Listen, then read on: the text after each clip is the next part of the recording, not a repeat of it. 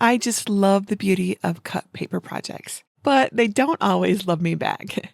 My Cricut does the cutting, but it can't help with assembly. Or can it? Let's see if it can help us put this layered lantern together correctly on the first try.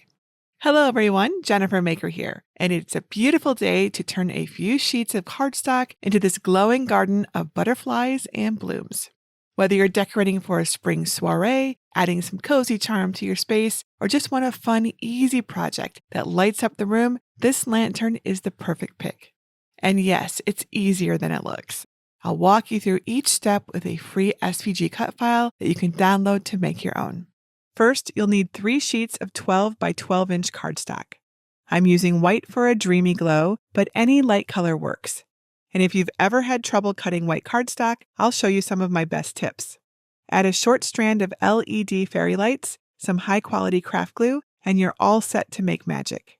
My design fits 12 by 12 machines like the Cricut Maker, and while it's too intricate for the Joy, you can resize it for the Cricut Joy Extra with 8.5 by 11 inch cardstock.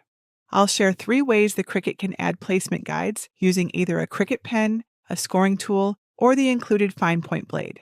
And what if you want to design your own floral lantern? You're in luck because I can show you how. Stay tuned to see how you can create your own custom layered flower lantern using elements you choose, designed just the way you want.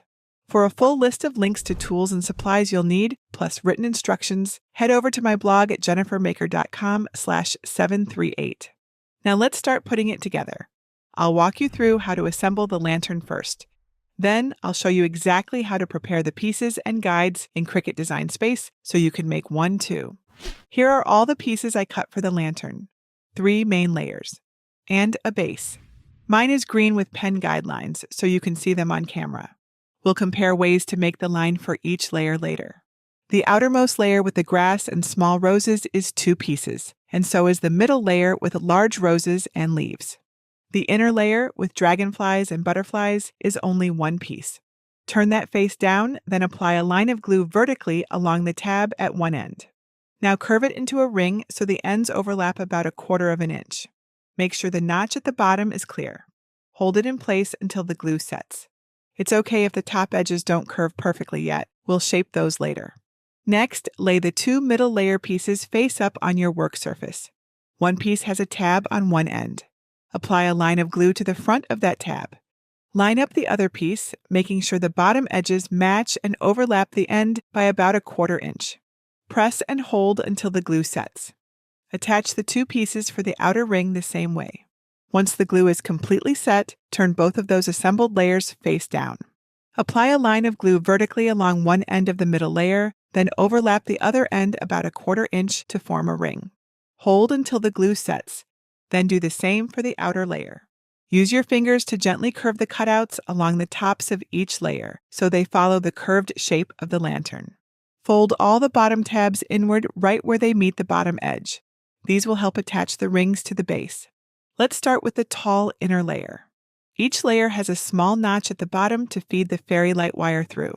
That notch should go on the back of the lantern. Add glue to the bottom of one folded tab. Carefully align the bottom edge with the innermost guideline on the base. Reach inside the layer with a pencil or the end of your weeding tool to press the tab down. Test your fairy lights to make sure they work. Place the lights inside the inner layer. Feed the battery pack under the unglued side of the inner layer so the wire exits through the notch. Apply glue to the outside of each remaining tab, then make sure the bottom edge is aligned with the guideline and press to secure them to the base. Slide the middle layer down over the inner layer. Be sure to align the notches on the middle layer with the notch on the inner layer. Tilt up one edge of the middle layer and add glue to the outside of a tab. Align with the middle guide circle, then press and secure it to the base. Repeat this around the layer, one tab at a time. Finally, slide the outer layer down over the first 2 layers. Again, make sure the notches line up so your wire can pass through. And here is what my finished layered flower lantern looks like. If you left the battery pack outside of the lantern, you can leave it free, or attach it to the back with an adhesive glue dot. Those base lines made placing the layers so easy. But a pen isn't your only option. Another option is the scored base. The score lines are very subtle, but once the layers are in place, they completely disappear. It's a very clean look. The Cricut pen base was easy to use, and the drawn lines are faint enough that they mostly disappear underneath the layers. But if your layers shift a bit, the lines may peek through. So use a subtle color and take your time aligning them. Then there's the dashed cut line version. This one was super easy to see during assembly and doesn't require any extra tools to cut. But those small cuts can still show a little if your layers don't line up just right. Your machine also matters. Cricut Maker, Explorer, and Venture machines can make all three line types. But Cricut Joy Extra can't score, so you can use the pen or dashed cut line options. This design is too intricate for an original Joy, but you can use drawn or cut guidelines in other projects. Want to make your own layered flower lantern? You can download my free designs at JenniferMaker.com/738. Save the project straight from that link or download it from my free design collection. To find it, look for Libraries in the red bar at the top, then click either Get a Password if you don't yet have one, or click Enter the library. Search the page for design number 738 and click the link to download the designs. The SVG folder contains two versions of the design. Use the score version if you want to use a scoring tool or Cricut pen to create the guidelines on your base, or use the no score file if you'll use your default fine point blade to create dashed cut lines. There are DXF versions of the files if your cutting machine uses those too, and a PDF with templates you can use to cut the lantern layers by hand. On an empty canvas in Cricut Design Space, upload your chosen SVG. The no-score version that uses dashed cut lines doesn't require any special preparation. I'll show you how to prepare the score version to score or draw the guides. Click Open and continue to add it to your canvas. First, click Save and give your project a name you'll remember. I always recommend clicking the Ungroup icon to ungroup your SVG files, since the layers will upload grouped together by default. Drag the pieces apart so you can see them all. To make the base's guides, find its layer group in the Layers panel and click the arrow to expand it. Select the layer that looks like 3 concentric circles and click the Operation drop-down menu. To use a scoring tool, select Score. Or to use a Cricut pen, under Draw, select Pen. Then click the square next to the menu and select a color and size for your pen. I'll choose a 0.4mm pen in the color Candy Corn. Pick a color that will be subtle but visible on your lantern's color. Hold your Shift key on your keyboard, then select the new score or pen layer and the base's solid circle. Then click Attach. Now your Cricut will know to draw or score on the base so we can align the curved layers perfectly later. If you want to use different cardstock for any of the layers, select the piece in the Layers panel, then pick a new color from the color box. I'll keep my lantern layers white though, so the most light can shine through. Now you're ready to cut. Make sure the correct machine is selected in the top right, then click Make. On the Prepare screen, make sure the correct material size is selected for each of your materials. All of my cardstock is 12 by 12 inches, so my material sizes are good to go. Click back on the first mat so it loads first, then click Continue. On the Make screen, select the base material for your first mat. I'll use plain 65-pound cardstock for all of my lantern pieces, so I'll click Browse All Materials, then search for the medium cardstock setting. Then click Done. I'll select More Pressure to help me get the cleanest cuts on these intricate designs. Since all of my layers use the same type and weight of cardstock, I'll check the box next to Remember Material Settings. Place your first mat's cardstock on a sticky green standard grip machine mat. Then roll a brayer over it to make sure the cardstock is fully and evenly adhered. This will make it easier to get the detailed cuts. If this mat only has cuts, check that your premium fine point blade is clean and in the correct clamp. Then load the mat into your Cricut and press the flashing middle button to begin cutting. It may take a while because these are very detailed designs. Every Cricut is different and there can be slight variances in the way they cut. Once your first sheet is cut, don't unload the mat just yet. Instead, gently lift a corner of the cardstock with a spatula or weeding tool to check if the cut went all the way through.